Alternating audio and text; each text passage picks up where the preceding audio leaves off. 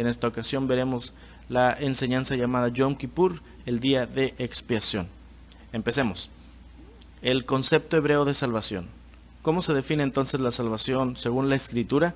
Es el rescate de Israel por Adonai de la tribulación en la cual se encuentra y la ejecución de su juicio y su ira sobre quien les oprime, lo que lleva a quien es rescatado a entregarse y obedecer en agradecimiento a Yahvé por haberles salvado por su misericordia y a no pecar para no caer otra vez en opresión. Adonai es un Elohim santo. La palabra santo se escribe Kadosh en hebreo, lo que significa apartado, exclusivo, y él eligió a un pueblo pecador para ser sus hijos. Al haberlos elegido, también los rescató del mundo y los hizo santos igual que él, o sea, apartados. Por lo tanto, exigía de ellos que fueran santos, igual que él es santo. Levítico 19:2 dice, santos serán porque yo soy santo, Yahvé su Elohim. Todo este mensaje se trata en contexto. Quiero que usted, para empezar, comprenda que todo Yom Kippur tiene que ver con gente que es salva, gente que es parte del pueblo de Israel. Si usted me dice, oye, pero yo soy salvo, pero yo no soy israelita, usted entonces necesita comprender que en realidad, por definición, ser salvo, como ya lo dijimos, significa ser parte de Israel, ya que la salvación solo se le extiende a Israel. Si usted dice, ¿cómo puede ser que yo sea salvo y sea israelita? Le recomiendo que mire nuestro mensaje llamado Identidad, ¿quién soy yo según la Biblia? Ahí va a usted comprender muchísimas cosas, ahí usted lo entenderá. En realidad, bíblicamente, ser salvo significa ser parte de Israel. Si usted es un gentil y dice, yo no soy judío, bueno, es que ser israelita no significa ser judío. No te estoy diciendo que te tienes que hacer judío, pero debes ser un israelita. Entonces la Escritura dice que Israel tenía dos casas o dos reinos que se dividió en dos. En el reino del norte, que le decían reino de Israel, pero también le decían la casa de Efraín, y el reino del sur, que es la casa de Judá. La casa de Judá son los judíos, se fueron a Babilonia 70 años, regresaron. Yeshua HaMashiach, otros le dicen Jesucristo, era un judío, pero las otras 10 tribus que se fueron a las naciones, ellos no regresaron hasta que el apóstol Pablo menciona, ellos se convirtieron en los gentiles y Adonai los volvió a traer por medio de la sangre de Yeshua.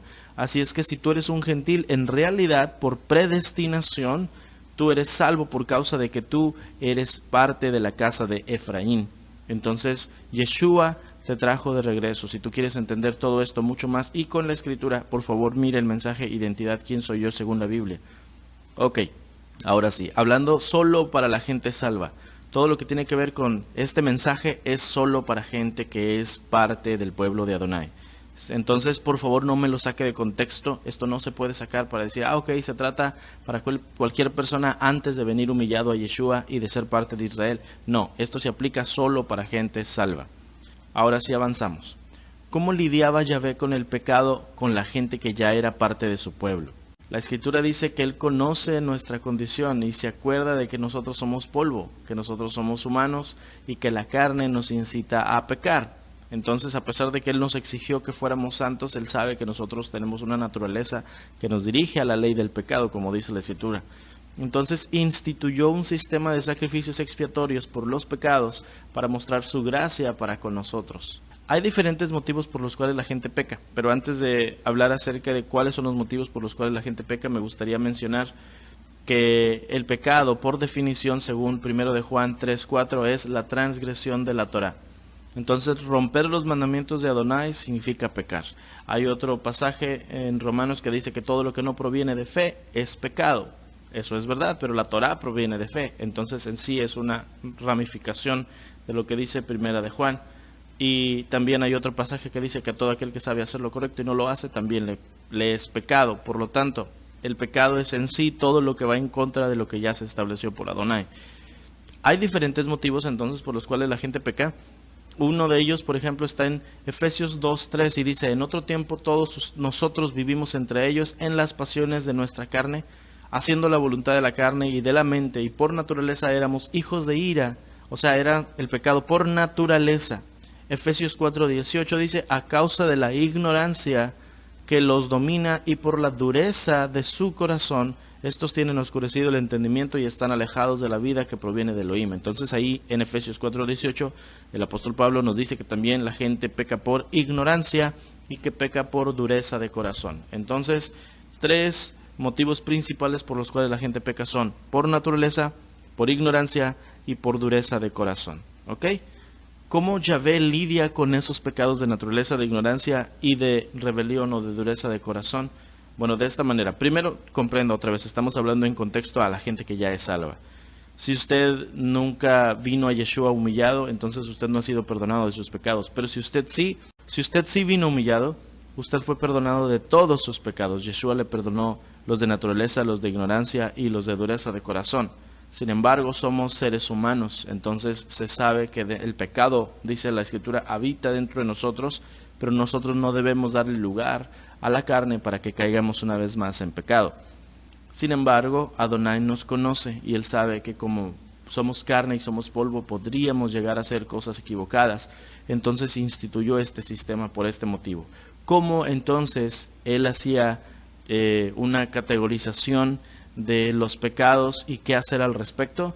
Por ejemplo, número 1, con los pecados por naturaleza los quitó por la sangre del cordero de Pesaj, ya que al morir y luego circuncidarse los israelitas pasaron de la muerte a la vida y entraron en el pacto. Eso está en Éxodo 12, del 12 al 13. Luego hay pecados por rebelión, que son los pecados de dureza del corazón. Ellos serán castigados con la ley del talión, es decir, ojo por ojo, diente por diente. Esto está en Éxodo 21-23, Éxodo 21-23. Y los pecados por ignorancia o por accidente eran perdonados por medio de un sacrificio expiatorio. Levítico 17:11, y todo ese contexto nos explica mucho más al respecto. Una nota importantísima. Es esencial entender que la expiación por todos estos pecados que mencioné era una facultad exclusiva de los israelitas, dada por la gracia de Adonai a todos los que guardaban su pacto. Es decir, a los gentiles, cuando estaban en el mundo, no se les daba tal derecho. Pero había un límite, hermano, ya que todo israelita que pecara constantemente sería cortado y dejaría de ser pueblo de Adonai. Ok, ¿qué es entonces la expiación de los pecados? Levítico 4:2 dice: habla a los hijos de Israel diciendo, si alguien peca inadvertidamente en cualquiera de las cosas que Adonai ha mandado que no se hagan y hace alguna de ellas, y continúa hablando. Todo el capítulo 4 y el capítulo 5 de Levítico, en todos esos dos capítulos Adonai establece cómo serían las expiaciones para los pecados inadvertidos, entre otros, por ejemplo, los pecados de los sacerdotes, del pueblo en general, de un gobernante o de alguna persona en particular. Él dice qué se debe hacer en cada situación. En todos los casos el procedimiento era casi el mismo. El pecador debía llevar un cabrito o un cordero y presentarlo ante el sacerdote. Cuando lo iban a degollar, el pecador ponía sus manos sobre el animal, confesando sus pecados, y luego el animal era sacrificado y la sangre la untaban en el altar y el resto lo derramaban en el suelo. Sin importar quién estuviera presentando el sacrificio, toda la expiación era un acto de fe, mostrada con obediencia, ya que se había roto un mandamiento y la única forma de enmendarlo era apegarse a los lineamientos de Adonai para tal situación. Es de la misma forma hoy. No podemos pedir perdón por los pecados de la forma que queramos, ya que pecar es romper un mandamiento de Adonai. Es absurdo pensar que podríamos volver a su gracia haciendo lo que queremos si eso es lo que nos hizo pecar. Entonces, debemos nosotros hacer cosas en obediencia. La cuestión aquí es que desobedecimos los mandamientos, por eso pecamos. Entonces, la única forma de poder quitarnos el pecado es obedecer el mandamiento que se estableció. ¿Cómo funciona la expiación? Primero comprenda esto. El perdón de los pecados no quita el castigo, sino que Adonai desvía nuestro castigo dándoselo al sacrificio expiatorio que fue ofrecido en nuestro lugar. El castigo sí sucede, pero nosotros somos perdonados del pecado y salvos de la ira porque alguien tomó nuestro lugar.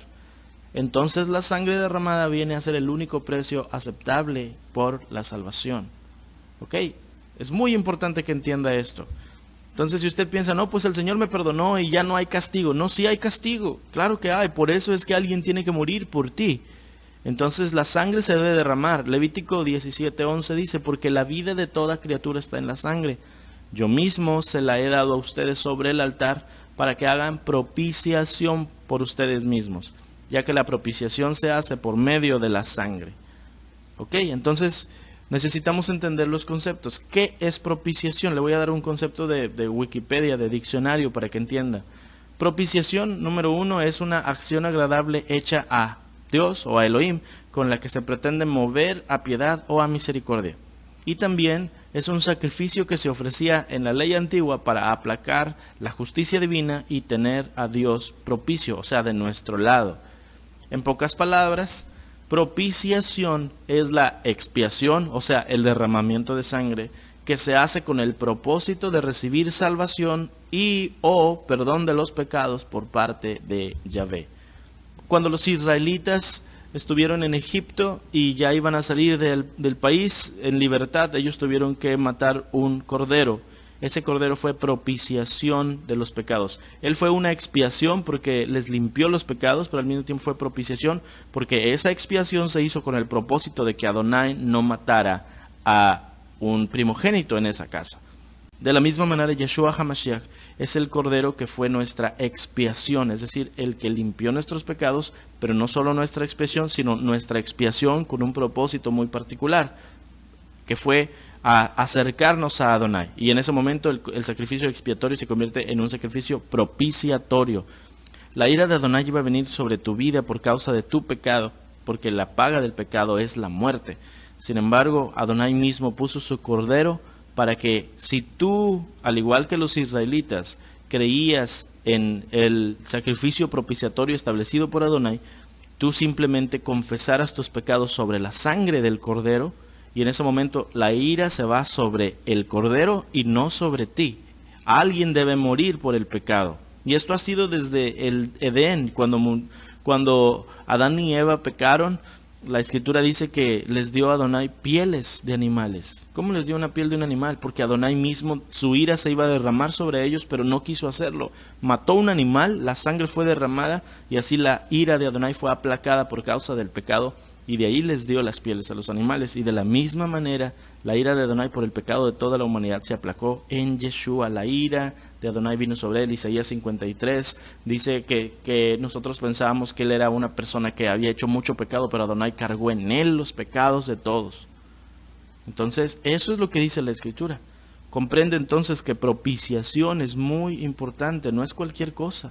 Es en realidad, es la vida de alguien por la vida de otra persona. En este caso, la vida de un justo, que es Yeshua, por todos nosotros que somos injustos. Entonces, eso fue el sacrificio original de Yeshua, y de ahí en adelante, los sacrificios de los animales, por ejemplo, en el tiempo del Tanaj, eran con el propósito de los que ya eran salvos, o ya parte de Israel, que ya había muerto el cordero y pusieron la sangre en sus puertas. Ellos también tuvieron una forma de que cada vez que pecaran, la ira de Adonai no cayera sobre ellos. Pero tú me vas a decir, espérate, oye, ya Yeshua vino, ya no debe haber sacrificios de animales, ¿por qué me estás diciendo que haga esto? Bueno, yo no te estoy diciendo que haga sacrificios de animales. Yo quiero hablarte acerca de la obra de Yeshua ahora que tú ya eres parte de su pueblo. ¿Realmente deberíamos hacer sacrificios de animales o no? No deberíamos el día de hoy, pero ¿sabes algo? Cuando llegue el milenio seguirán haciéndose, porque hay diferentes tipos de sacrificios de animales, no todos tienen que ver con el pecado. Los de adoración se volverán a hacer, pero hoy no se hacen, ni tampoco los sacrificios por el pecado, porque Yeshua ya lo hizo. Vamos a hablar de Yeshua, el intercesor. Así como los israelitas tenían los cabritos y los corderos para expiar sus pecados de ignorancia o accidente cuando ya estaban en el pacto con Adonai, de la misma forma Yeshua, habiéndonos comprado con su sangre preciosa, el día de hoy está a la diestra del Padre intercediendo por nosotros. Primera de Juan 2:1 dice: hijitos míos, estas cosas les escribo para que no pequen, y si alguno hubiere pecado, abogado tenemos para con el Padre a Yeshua HaMashiach el justo. Romanos 8:34 nos dice: ¿quién es el que condenará? Yeshua es el que murió, más aún el que también resucitó, el que además está a la diestra de Elohim, el que también intercede por nosotros. Es importantísimo que sepamos que la intercesión de Yeshua es solo para los que son salvos, y solo para cuando pecamos inadvertidamente, por accidente, por ignorancia solamente. Hebreos 10:26, mire lo que dice: porque si pecamos voluntariamente después de haber recibido el conocimiento de la verdad, ya no queda más sacrificio por los pecados, sino una horrenda expectación de juicio y de hervor de fuego que ha de devorar a los adversarios. El que viola la Torá de Moisés por el testimonio de 2 o 3 testigos muere irremisiblemente.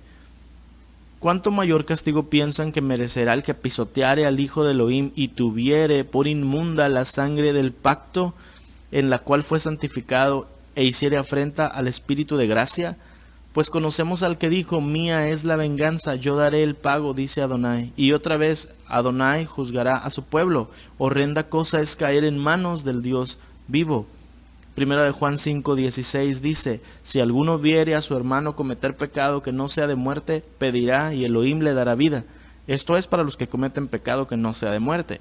Hay pecado de muerte por el cual yo no digo que se pida.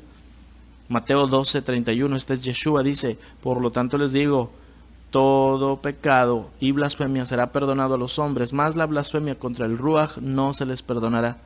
A cualquiera que dijera alguna palabra contra el Hijo del Hombre le será perdonado, pero al que hable en contra del Espíritu Santo no le será perdonado ni en este mundo ni en el que sigue. Entonces, puede ver usted que realmente los pecados que se perdonan son los que son por ignorancia, porque hay pecados que no se pueden perdonar. Para que vea usted por qué hay congruencia entre solamente perdonarte los pecados de ignorancia ahora que eres salvo y no cualquier pecado, es por este motivo. Porque no debemos olvidar la advertencia que Pablo nos hizo en 2 Timoteo 2:12. Si le negáremos, Él también nos negará. Si fuéramos infieles, Él permanece fiel. Él no puede negarse a sí mismo.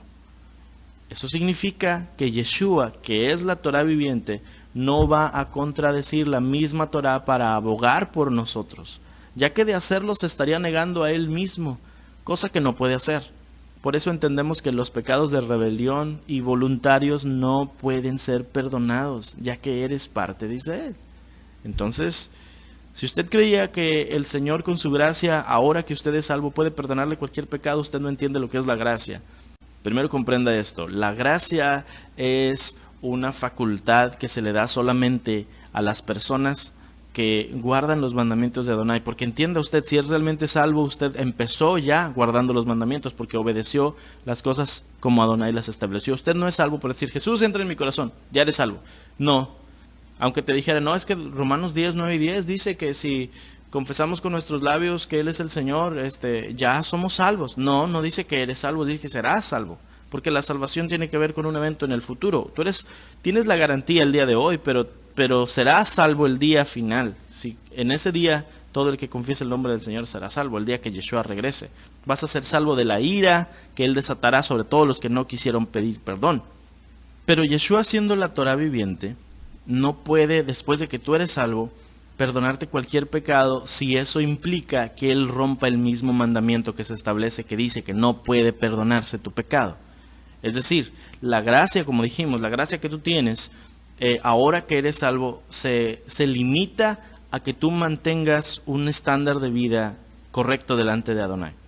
Si usted es padre de familia y tiene sus hijos, y tiene 3 hijos o tiene 2 hijos, y uno es muy obediente en todo y el otro es un rebelde, ¿a cuál de los dos cree usted que llegado el momento le va a mostrar más misericordia? Y alguien dice, no, pues al más rebelde. Eso no es verdad.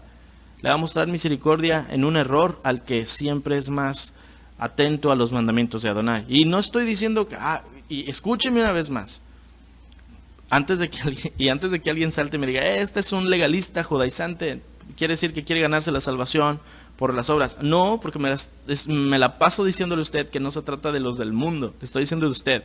Ya que usted es salvo, ya que usted es hijo, ya que usted es parte del pueblo de Adonai, ¿cree usted que va a tener más misericordia el que es obediente o el que es desobediente? Si usted me dice que el que es desobediente tiene más misericordia, usted no lee bien la Escritura. Porque me va a decir, no, pero es que entre más abunda el pecado, más sobreabunda la gracia. Sí, cuando eres mundano, cuando no conoces. Cuando ya conoces, no va a sobreabundar la gracia cuando peques constantemente. Porque acabamos de leer que dice Hebreos, si pecas voluntariamente después de haber conocido la gracia, ya no hay gracia. Entonces, no me tuerza las palabras. No se me vaya con su pensamiento cristiano para otro lado. Cuando usted era mundano, cuando usted vivía en completo ignorancia, dice la Escritura, lo vimos en Efesios, estábamos en ignorancia, por naturaleza pecábamos y por rebelión. En ese entonces sobreabundó la gracia para que pudiéramos dejar de pecar. Es decir, entre más pecado teníamos, más nos perdonaban. Pero ya que eres pueblo de Adonai, la gracia para ti funciona de la manera en la cual tú seas obediente. Si tú eres desobediente, no habrá mucha gracia para ti. Si usted no lo cree, por favor lea bien la escritura, porque así dice la palabra. Entonces, si Yeshua conoce nuestra naturaleza, y esto le estoy diciendo lo que está en la escritura, Yeshua conoce nuestra naturaleza. Él sabe que nosotros somos polvo, Él sabe que podemos pecar. Por eso es que nos instituyó un manual de conducta, para que podamos nosotros vivir a través de tal manual y entendamos que la Torah no es un sistema de leyes así bien rigurosas y estrictas. La Torah son instrucciones de un padre a sus hijos. Si usted obedece los mandamientos de la Torah, le aseguro que nunca va a pecar. Y no quiere decir que usted será perfecto así al concepto mundano de perfecto inmaculado. No, significa que usted será santo, usted será kadoshim. Y es fácil ser santo porque los mandamientos son sencillos. Simplemente obedézcalos. Si el mandamiento es santo y usted lo guarda, usted será santo. Se lo aseguro. Entonces, la gracia se le va a dar solamente a aquel que constantemente trata de agradar al Padre. En los errores que pueda llegar a tener, ahí el Padre va a decir, sí, pero Él guarda mis mandamientos, yo le muestro mi misericordia. Una persona que constantemente trata de guardar los mandamientos, le aseguro que no va a cometer pecados. Tal vez cometa pecados por ignorancia, pero no va a cometer los pecados de rebelión. Una persona que se esmera por honrar los mandamientos de Adonai, ¿cree usted que va a ser un adúltero? Claro que no. No va a ser un homicida, no va a ser un secuestrador. Una persona que se esmera por honrar los mandamientos no va a ser un mentiroso, no va a ser una persona fornicaria, porque una persona que quiere honrar los mandamientos de Adonai todos los días se esmera por obedecer más y más y más. Por lo tanto, no hay necesidad de perdonarle los pecados de rebelión, porque esa persona no quiere pecar. Solamente es su naturaleza. Por eso Pablo decía, miserable de mí, ¿quién me va a librar de este cuerpo de muerte? Porque él sabía que él no pecaba por gusto. Él sabía que su naturaleza era pecaminosa, como la de usted y la mía. Entonces, Yeshua no va a perdonar tus pecados por rebelión o tus pecados conscientes ahora que tú eres creyente, por causa de que eso significaría romper la Torah, porque la Torah dice que los pecados de rebelión se pagan con la muerte. O se pagan con la expulsión de ser parte del pueblo de Adonai.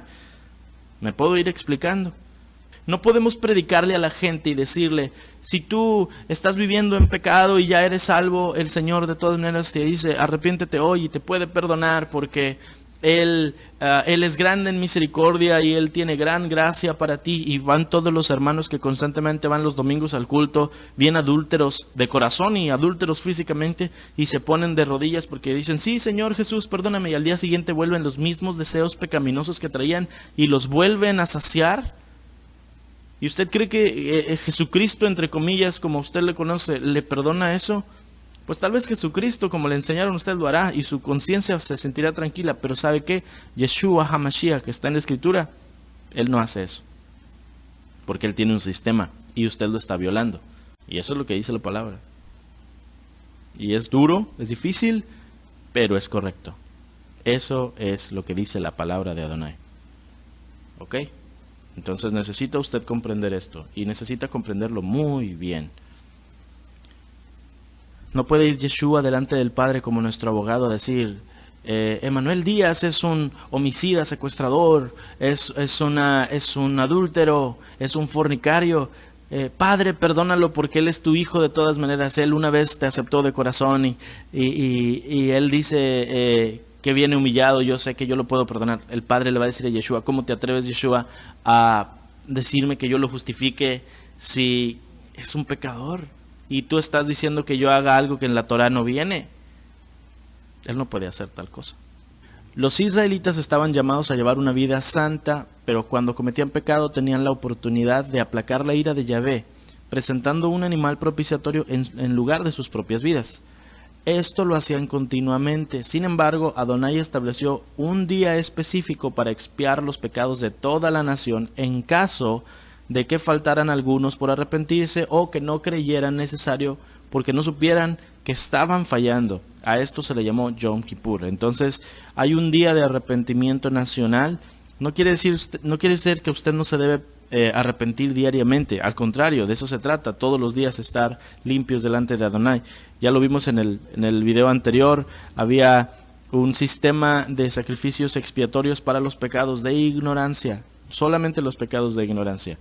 Pero Adonai sabía que había gente que vivía muy lejos del tabernáculo, muy lejos del templo, o gente que simplemente por, otra vez, ignorancia, no sabían que lo que ellos hacían era pecado delante de Adonai.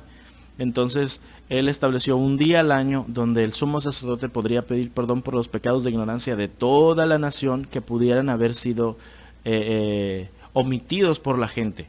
¿Ok? Entonces, expliquemos, ¿qué es Yom Kippur? Yom Kippur es el día más santo del año bíblico. Es el día donde se hacía expiación por el pecado de Israel y donde al fin de los días Yeshua destruirá a todos sus enemigos y hará un juicio antes de instaurar su reino milenial sobre toda la tierra. Levítico 23:27 dice: a los 10 días del mes séptimo será el día de expiación.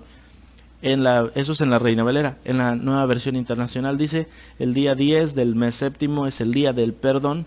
Y en la versión israelita Nazarena 2011 dice: mira, el día 10 de este séptimo mes es el Yom Kippur, o sea, el día de expiación. ¿Ok? Expiación significa borrar las culpas, purificarse de ellas por medio de algún sacrificio, sufrir la pena impuesta por los tribunales, purificar algo profanado como un templo. Y perdón significa remisión de la pena merecida, de la ofensa recibida o de alguna deuda u obligación pendiente. Indulgencia, remisión de pecados. Yom Kippur viene de la palabra Yom, que es el Strong 31:17 y significa día. Kippur, que significa expiación, y es el Strong 37:25. Y la palabra Kippur viene de la palabra Kafar, que es el Strong 37:22. Y Kafar significa cubrir, propiciar o condonar, aplacar, cancelar, apaciguar, hacer una expiación, limpiar, anular, perdonar, ser misericordioso, pacificar, absolver, purgar, quitar o hacer reconciliación. Entonces, Yom Kippur se podría definir de esta manera: es el día de hacer sacrificios de expiación para apaciguar la ira de Yahvé, recibir su perdón y tenerlo a nuestro favor. Lo mejor sería llamarle el día de la propiciación. Si usted quiere saber de qué se trata la propiciación, el video anterior lo explicamos. Propiciación es un acto de expiación con el propósito de que la ira de Adonai esté aplacada con nosotros. Entonces, por eso decimos es el día de la propiciación. Eso sería lo más correcto, pero lo más común es decirle el día de expiación. Ok, Yom Kippur es el segundo Moed de otoño, el segundo tiempo establecido de otoño. Levítico 23:27 nos dice: a los 10 días de este séptimo mes será el día de expiación, será santa convocación para ustedes y humillarán sus almas, y presentarán una ofrenda encendida a Adonai. Tampoco harán ningún trabajo en este día, porque es día de expiación para hacer expiación por ustedes delante de Adonai su Elohim. En lo que acabamos de leer, vemos algunas generalidades de Yom Kippur. Sucede el día 10 del séptimo mes, es decir, 10 días después de Yom Teruah. Es una santa convocación, es decir, los hermanos debemos reunirnos, se considera como si fuera un Shabbat, por lo tanto no debe haber otra obligación más que reunirse para realizar el evento establecido por Adonai. Y debemos humillar nuestras almas. Una buena forma de interpretar esto, o una buena forma de aplicar la humillación de nuestras almas, es el ayuno. No estoy diciendo que a fuerzas tienes que ayunar, pero es muy recomendable si gustas hacerlo. Pero te digo algo, el ayuno en Yom Kippur es bastante pesado porque se siente realmente una carga mucho más grande de lo que el ayuno normal tú lo podrías sentir. Se estableció que Yom Kippur fuera el día 10 del séptimo mes por algo muy, muy específico. La segunda vez que Moisés subió al monte Sinaí, lo hizo el primer día del sexto mes y estuvo 40 días bajando el día 10 del séptimo mes, justamente en lo que después fue Yom Kippur. Su rostro brillaba tanto que a ese día se le conoció como el cara a cara y posteriormente le dijeron Yom Kippur. Entonces es el día donde Moisés bajó y nadie lo podía ver porque había estado delante de la presencia de Adonai. Brillaba y no lo podía ni siquiera tolerar los israelitas. Existe un protocolo muy particular en Yom Kippur, lo puede usted conocer y ver en Levítico 16. Voy a ir viendo el proceso paso a paso y usted me puede ir siguiendo. Ahí vienen las citas bíblicas de dónde es que usted puede encontrar el fundamento de lo que hablamos. Número 1, el sumo sacerdote solo podía entrar una vez al año al lugar santísimo. Okay, esto es importante que lo entienda. Solo era el sumo sacerdote y solo era una vez al año. Era el día 10 del séptimo mes. Es un Shabbat alto y un día de aflicción nacional o de humillación nacional. Por eso la gente entonces estaban afuera del tabernáculo y tenían que estar ayunando, tenían que estar realmente en integridad delante de Adonai. Número 3, el sumo sacerdote entraba con un becerro para expiación y un carnero para holocausto. Expiación significa limpiar los pecados y holocausto es adoración por agradecimiento.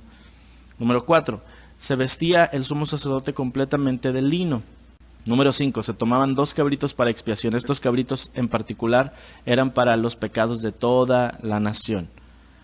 Número 6, el becerro es para hacer expiación por el sacerdote y por su familia. Número 7, los cabritos eran sorteados. Entonces uno era para Adonai y el otro era para Azazel. Azazel es considerado como uno de los propiciadores de que el ser humano siempre estuviera en pecado. Entonces Adonai instituyó que el cabrito que iba a ser para expiación de pecados totalmente se lo iban a mandar a Azazel.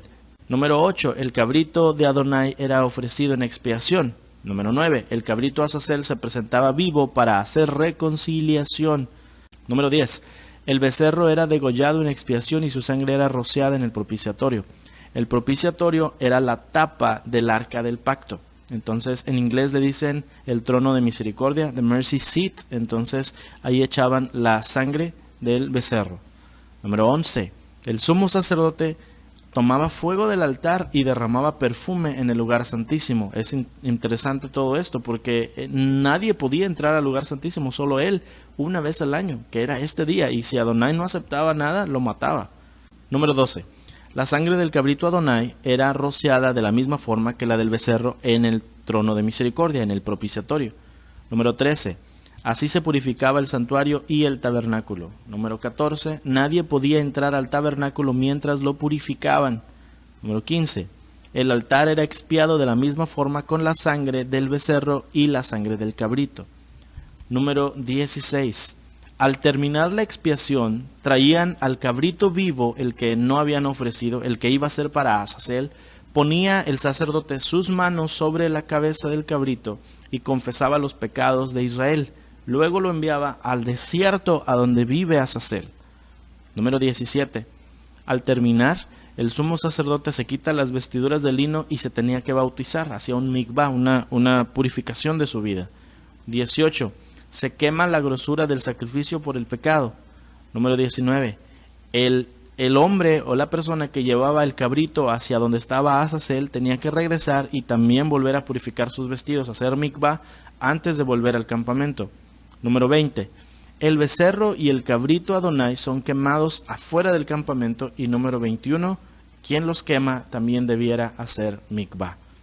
Todo el proceso de Yom Kippur es muy poderoso, es muy interesante. Y se hacía en silencio prácticamente porque la gente no podía hacer otra cosa más que estar humillado delante de Adonai porque estaban clamando por misericordia para que Adonai estuviera con ellos y que les perdonara. Entonces todos estaban en humillación delante de Adonai y el sumo sacerdote hacía todo esto. Si Adonai lo aceptaba, entonces el pueblo había sido perdonado. Sin embargo, debemos entender que la expiación de Yom Kippur solamente es para los pecados de ignorancia. Hebreos 9:7 dice, pero en la segunda parte entra únicamente el sumo sacerdote, se refiere al lugar santísimo, y solo una vez al año, provisto siempre de sangre que ofrece por sí mismo y por los pecados de ignorancia cometidos por el pueblo. Entonces Yeshua es nuestro sumo sacerdote. Hebreos 9:11. Pero cuando el Mesías se manifestó como sumo sacerdote, de las buenas cosas que ya están ocurriendo, por medio de un mayor tabernáculo que no es hecho por hombres, pues no es de este mundo creado, entró en el lugar santísimo una vez y para siempre, y entró no por medio de sangre de corderos y becerros, sino por medio de su propia sangre, así redimiendo a todo el mundo para siempre. Porque si rociando ceremonialmente a las personas inmundas con la sangre de corderos y toros, y rociando las cenizas de las novillas restauran su pureza externa, cuánto mucho más la sangre del Mesías, quien por medio del Ruaj eterno se ofreció a sí mismo a Yahvé como sacrificio sin mancha, purificará nuestra conciencia de las obras que llevan a muerte para que podamos servir al Elohim viviente. Hebreos 9:24. Porque el Mesías no entró en un lugar santísimo hecho de manos, figura del verdadero, sino del cielo mismo, para presentarse ahora delante de Elohim a nuestro favor. Tampoco entró para ofrecerse muchas veces a sí mismo, como entra cada año el sumo sacerdote en el Santísimo con sangre ajena. De otra manera, le habría sido necesario padecer muchas veces desde la fundación del mundo, pero ahora Él se ha presentado de una vez para siempre al fin de los siglos para quitar el pecado mediante el sacrificio de sí mismo. Entonces, tal como está establecido que los hombres mueran una sola vez y después el juicio, así también el Mesías fue ofrecido una sola vez para quitar los pecados de muchos. La segunda vez, ya sin relación con el pecado, aparecerá para salvación a los que lo esperan. Es muy poderoso todo esto. Entonces, Yeshua cumplió en cierta forma el Yom Kippur cuando entró como sumo sacerdote a los cielos después de haber ofrecidose como cordero en propiciación de todos nosotros. La última parte que veremos en este video es los otros nombres que se le dan a Yom Kippur. Yom Kippur se le conoce también como el cara a cara. Voy a darle solamente las citas. Esto está en Éxodo 19:1, en el verso 16, verso 20, capítulo 24, verso 18, capítulo 34 del 1 al 2 y 28 al 29. Esto en referencia al día donde Moisés regresó después de estar 40 días con Adonai. Unos segundos 40 días. Entonces había estado casi 80 días con él y brillaba de su rostro. Número 2, también se le conoce como el ayuno. Esto está en Hechos 27:9. Entonces era como que de común conocimiento a nivel israelita que era el día de ayuno. Número 3, se le dice también el día del juicio, porque será el día de las naciones. Esto está en Mateo 25:31. Se le conoce también como el cerrar de las puertas, Mateo 25:10. Y se le conoce como el gran shofar, que es Apocalipsis 11:15 al 18. Yom Kippur es un día muy solemne, no es un día de alegría, es un día de arrepentimiento, es un día de solemnidad, un día de pedir realmente perdón. Y hay gente que no entiende esto. Hay gente que dice, entonces estos quieren seguir las tradiciones de los judíos y nada más piden perdón una vez al año. Claro que no. Nosotros, si cometemos pecado, claro que debemos pedir perdón, pero entienda esto. Yom Kippur es un día donde debemos realmente nosotros hacer un examen de nosotros, pero mucho más que de nosotros, también de los que son nuestros familiares, nuestros amigos, porque debemos interceder por sus vidas. Así como Yeshua intercede por nosotros, nosotros debemos pedir perdón por nuestra nación, por nuestros hermanos, por nuestros amados. Yeshua cumplirá Yom Kippur luego de su segunda venida durante sus 10 días de ira en la tierra, donde masacrará a sus enemigos como un sacrificio de expiación. Los ejércitos de esos que vayan contra la casa de Judá, dirigidos por el antimesías, serán como los corderos, los cabritos, los carneros y los toros de Yom Kippur. Primero debe entender usted que los escogidos pasan la tribulación. Mateo 24:9, Yeshua dice, entonces los entregarán a tribulación y los matarán, y todas las naciones los odiarán por causa de mi nombre. Entonces muchos tropezarán y se traicionarán unos a otros y se aborrecerán unos a otros. Muchos falsos profetas se levantarán y engañarán a muchos, y por el aumento de la violación de la Torá se enfriará el amor de muchos. Pero el que persevere hasta el fin se salvará. Y esta buena nueva del reino se proclamará en toda la tierra habitada para testimonio a todas las naciones, y luego vendrá el fin. Santiago 1:2 dice, hermanos míos, tengan por sumo gozo cuando se hallen en diversas pruebas, sabiendo que la prueba de su fe produce paciencia. Mas tenga la paciencia su obra completa, para que sean perfectos y cabales, sin que les falte cosa alguna. Romanos 5:3 dice, y no solo esto, sino que también nos gloriamos en las tribulaciones, sabiendo que la tribulación produce paciencia.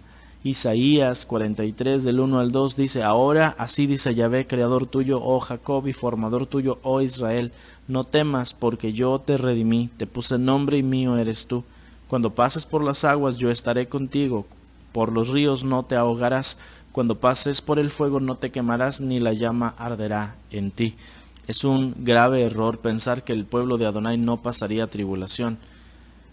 Lo dije en videos anteriores, se nos ha enseñado a tenerle miedo al problema, se nos ha enseñado a tenerle miedo al dolor, cuando realmente lo que Adonai dice, debes tenerle temor al que te puede hacer pasar por todas esas cosas, que es Adonai mismo. Por eso Él viene a salvarnos de la ira, viene a salvarnos de su propia ira, por cierto, Entonces, no debemos tenerle temor al que mata el cuerpo, sino a aquel que puede hacernos daño en el fuego, que ese es Adonai. Entonces, Él hará que pasemos la tribulación para un día venir a salvarnos. Si a usted le enseñaron que la tribulación es algo a lo cual usted debe tenerle miedo, dice la Escritura en Santiago que debemos tenerlo como si fuera algo de gozo y de alegría. Isaías nos dice que Adonai estará con nosotros en medio de todo ese problema, y Pablo dice que debemos gloriarnos en las tribulaciones. Y sobre todo, Yeshua dice que inmediatamente después de la tribulación vendrá por nosotros. Mateo 24:29. E inmediatamente después de la tribulación de aquellos días, el sol se oscurecerá, la luna no dará su resplandor, y las estrellas del cielo caerán, y las potencias de los cielos serán conmovidas. Entonces aparecerá la señal del Hijo del Hombre en el cielo, y entonces lamentarán todas las tribus de la tierra, y verán al Hijo del Hombre viniendo sobre las nubes del cielo con poder y gran gloria, y enviará a sus ángeles con gran voz de trompeta, y juntarán a sus escogidos de los cuatro vientos desde un extremo del cielo hasta el otro. Se fija como dice inmediatamente después de la tribulación. Entonces, ¿por qué a usted le enseñaron que vendrá antes por sus escogidos para sacarlos de la tribulación? En ningún lado dice eso. Dice que seremos salvos de la ira, no de la tribulación. Romanos 5:9. Pues mucho más estando ya justificados en su sangre, por él seremos salvos de la ira. Mateo 24:9 y verso 13 dice: entonces les entregarán a tribulación y les matarán y serán aborrecidos de todas las gentes por causa de mi nombre, mas el que persevere hasta el fin, este será salvo. Y ya explicamos en otras enseñanzas, sobre todo en nuestro video sobre la terminología restaurada, que salvación tiene que ver con el día donde Él viene a levantarnos del problema que está el enemigo en contra de nosotros. Él viene a salvarnos ese día. Primera a Tesalonicenses 1:10 dice: y para esperar del cielo a su Hijo, a quien resucitó de entre los muertos, a Yeshua, quien nos libra de la ira venidera. También dice la palabra en Primera Tesalonicenses 5:9 que nosotros no somos puestos para ira, sino para alcanzar salvación. Apocalipsis 19:11 dice: entonces vi el cielo abierto, y he aquí un caballo blanco, y el que lo montaba se llamaba Fiel y Verdadero, y con justicia juzga y pelea. Sus ojos eran como llama de fuego, y había en su cabeza muchas diademas, y tenía un nombre escrito que ninguno conocía sino él mismo. Estaba vestido de una ropa teñida en sangre, y su nombre es la palabra de Elohim. Y los ejércitos celestiales, vestidos de lino finísimo, blanco y limpio, le seguían en caballos blancos. De su boca sale una espada aguda para herir con ella a las naciones, y él las regirá con vara de hierro. Y él pisa el lagar del vino del furor de la ira del Elohim Todopoderoso. Y en su vestidura y en su muslo tiene escrito este nombre: Rey de Reyes y Señor de Señores. Si usted pone atención a esa imagen de la segunda venida de Yeshua, si usted es de los creyentes del rapto que se lleva a los cristianos y luego 7 años después viene con todos los creyentes atrás de él, entonces usted no ha leído bien la Escritura, porque ahí no dice que vienen los creyentes con él, dice que vienen sus ejércitos, y sus ejércitos son sus ángeles. Entonces la primera cosa que dice ahí es que él viene en un caballo, y dice que él es fiel y es verdadero, y luego dice que viene vestido de una ropa que está pintada por sangre. ¿Por qué? Porque él viene a destruir a sus enemigos. Y luego dice que de su boca sale una espada que mata a sus enemigos. Entonces se refiere que con su sola palabra destruirá a todos los que están en contra suya. Y pisará el lagar, o sea, el lugar donde aplanaban las uvas para hacer el vino. Dice, del vino, del furor y de la ira del Elohim Todopoderoso. Entonces, él viene a hacer todo esto. Dice una cosa más importante también en el verso 15, que él viene a herir a las naciones y a regir con vara de hierro. Vara de hierro significa que él no va a venir a tolerar ningún tipo de rebelión de ninguna índole. Y si usted dice, sí, significa que se van a levantar para tratar de destruirlo. No, la rebelión tiene que ver con desobedecer los mandamientos de Adonai.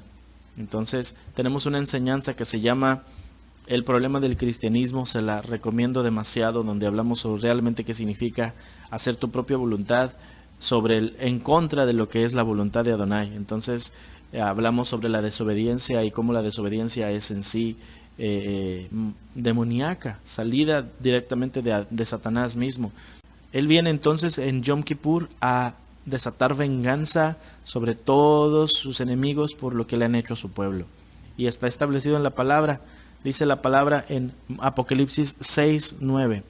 Cuando abrió el quinto sello, Vi bajo el altar las almas de los que habían sido muertos por causa de la palabra de Elohim y por el testimonio que tenían. Y clamaban a gran voz diciendo: ¿Hasta cuándo, Señor santo y verdadero, no juzgas y vengas nuestra sangre de los que moran en la tierra? Y se les dieron vestiduras blancas y se les dijo que descansasen todavía un poco tiempo, hasta que se completara el número de sus consiervos y sus hermanos, que también habían de ser muertos como ellos. Quiero explicarle una cosa importante. Apocalipsis no es un libro que está en orden cronológico. Entonces no podemos decir de primero a fin, de principio a fin, todas las cosas suceden así. Hay ciertas cosas que están saltadas. Entonces necesitamos nosotros entender correctamente la interpretación del libro de Apocalipsis. Después de que los mártires claman por venganza, se desata la ira del Cordero.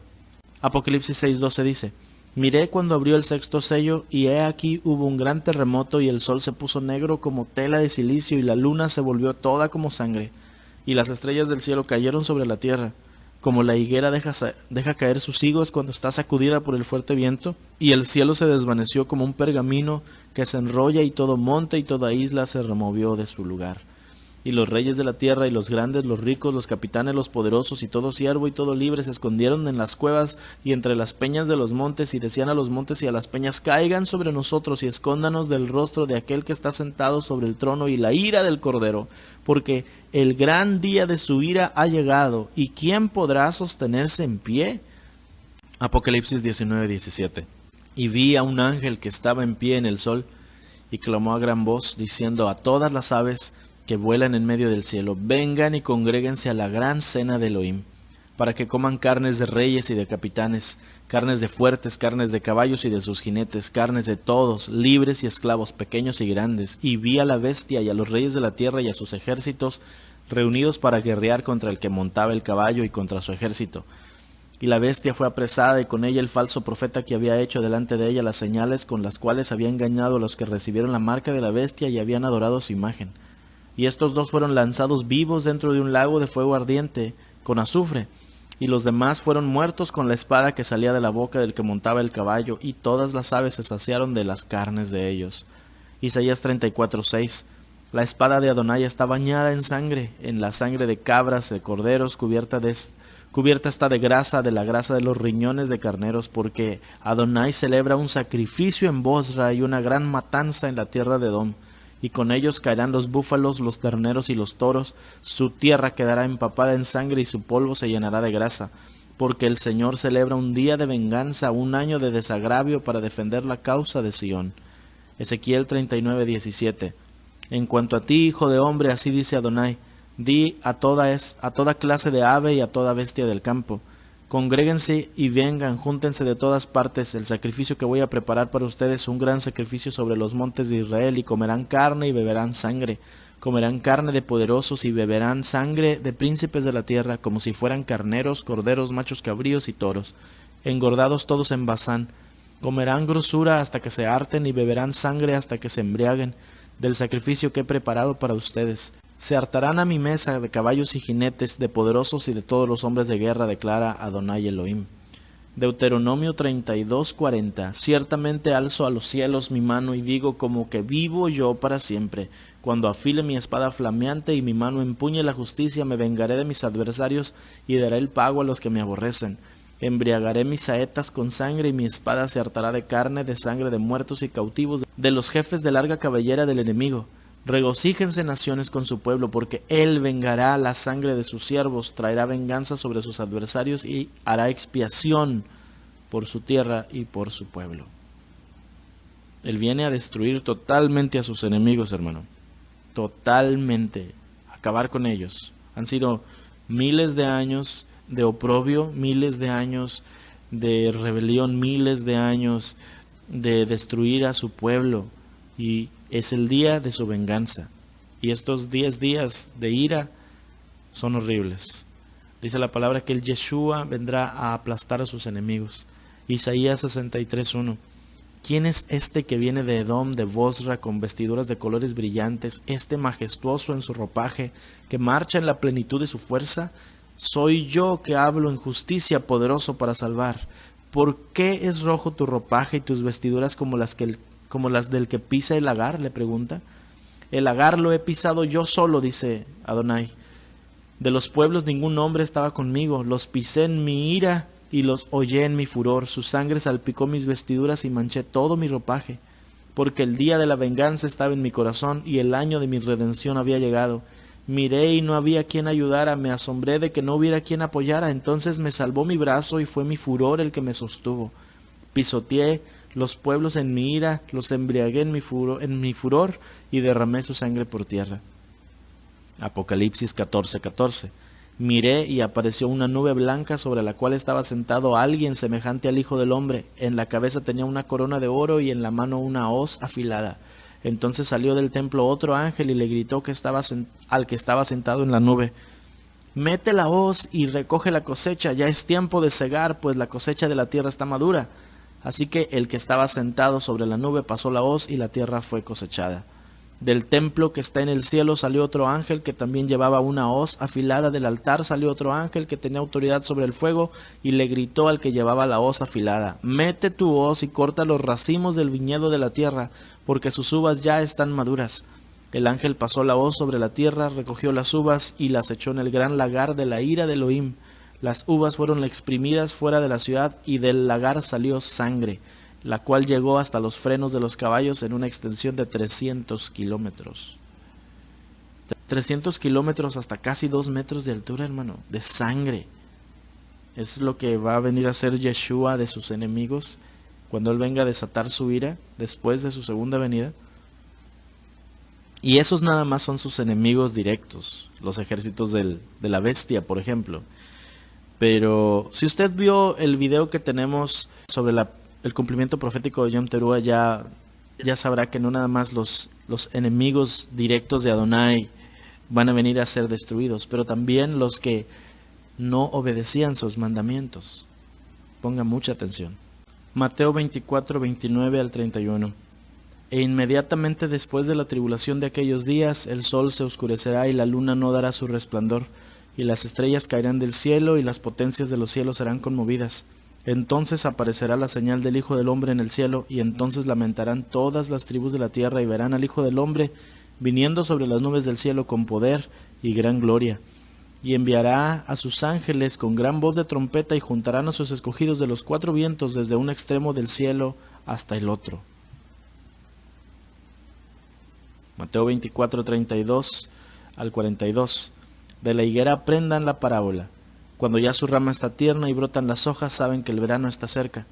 Así también ustedes, cuando vean todas estas cosas, conozcan que está cerca a las puertas. De cierto les digo que no pasará esta generación hasta que todo esto acontezca. El cielo y la tierra pasarán, pero mis palabras no pasarán.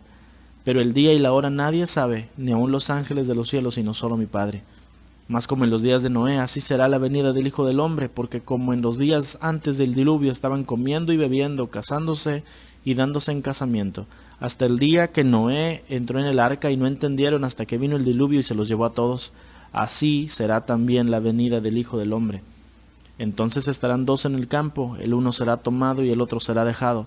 2 mujeres estarán moliendo en un molino, la una será tomada y la otra será dejada.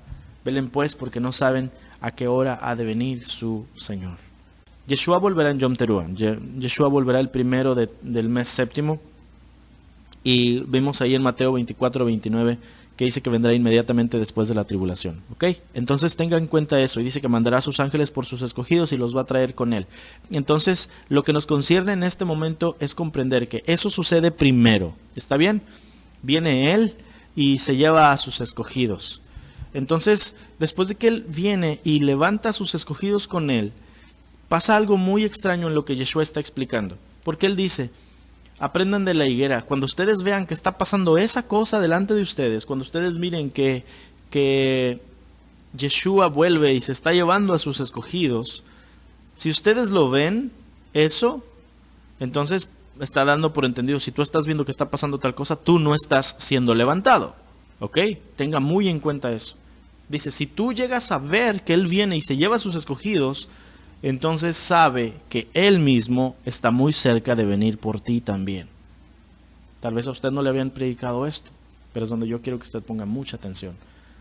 Porque dice, sabe que está muy cerca a las puertas. Y dices, oye, pero yo soy yo no me iba a ir con Él. te dice, si tú ves que Él viene y manda a sus ángeles y se lleva a sus escogidos, entonces tú no te fuiste con Él. Entonces sabe que Él vendrá por ti. ¿Pero por qué dice que vendrá por ti? Porque si tú te quedas cuando Él venga, Él viene a destruir a sus enemigos. Él viene a hacer ciertas cosas muy particulares. Él viene y Él se enfoca en destruir a sus enemigos, pero manda a sus ángeles por sus escogidos, para que se queden con Él y los resguarda, los cuida de la ira que desatará sobre sus enemigos. Y ya viste hace un rato lo que va a pasar, que sangre hasta 2 metros de altura con 300 kilómetros por lo menos. Es un desastre lo que viene a hacer con todos sus enemigos. Pero también no solo viene por los que son sus directos enemigos, que vienen a tratar de destruir a su pueblo, pero también vendrá por los que no fueron sus enemigos jurados, pero que tampoco guardaban sus mandamientos. Noé. Y esos son los que van a ver a las personas yéndose y que tienen que tener mucho cuidado con lo que va a pasar después. Porque dice, entonces va a ser, en ese momento será como en los días de Noé. Los días de Noé empiezan en el momento en el cual el Hijo del Hombre regresa. Cuando el Hijo del Hombre regresa, dice, entonces será como en los días de Noé, donde la gente hacía lo que quería hasta que Noé se metió en el arca. Dice, así de la misma manera, toda la gente hará lo que quiera hasta que el Hijo del Hombre se lleve y resguarde a su pueblo. Así como Noé fue resguardado en el arca, Él resguardará a su pueblo. Dice, y entonces será como en los días de Noé, porque así como la gente no le hizo caso hasta que entró en el arca y llegó el diluvio, la gente va a empezar a clamar porque los dejen entrar al reposo, igual que a los que se fueron, hasta que vea que se están yendo todos. Dice, y entonces, cuando hayas visto que se fueron y clames para que te dejen irte tú también y no te puedas ir, entonces uno será tomado y uno será dejado. Dices, pero ¿no se supone que ya uno se fue tomado y yo me quedé? No. Se fueron esos. Los creyentes, los salvos, los escogidos ya se fueron. Si tú llegaste a ver tal cosa, hermano, ten mucho miedo y clama por misericordia. Por causa de que entonces sí, vendrá alguien más por ti. Y entonces uno será tomado y el otro será dejado. Y antes te habían enseñado, clama para que tú seas tomado y que no seas dejado, porque estarán 2 mujeres allá moliendo en el molino, y clamabas con miedo de que, ay no, me voy a quedar, y te enseñaban las películas y mirabas cómo se desaparecía la gente y decías, yo me voy a quedar, hermano, para ese momento vas a clamar por no irte. Porque ya se fueron los escogidos, ahora solamente se quedaron los enemigos de Adonai y los que no se creían enemigos, pero que no guardaban sus mandamientos. Y esos que no guardan sus mandamientos todavía tienen una última oportunidad de arrepentimiento. Y esa es si Adonai decide dejarlos. Porque si Él viene por ti y te lleva, te va a llevar a un lugar donde no te gusta. Va a venir a destruirte. Quiero que veas quiénes son los seres que Él enviará para destruir y llevarse a esa que está en el molino y a esos que están dormidos, y vas a clamar porque no te lleven a ti. Joel 2:1. Toquen trompeta en Sión, suenen alarma en mi santo monte, tiemblen todos los habitantes de la tierra, porque viene el día de Adonai, porque está cercano. Día de tinieblas y lobreguez, día nublado y de densa oscuridad. Como aurora sobre los montes se extiende un pueblo grande y poderoso. Nunca ha habido nada semejante a él, ni tampoco lo habrá después de muchos años, por muchas generaciones. Delante de él se consume el fuego y detrás de él abraza la llama. Como el huerto de Edén es la tierra delante de él, y detrás de él como un desierto asolado, y de él nada escapa. Como aspecto de caballos es su aspecto.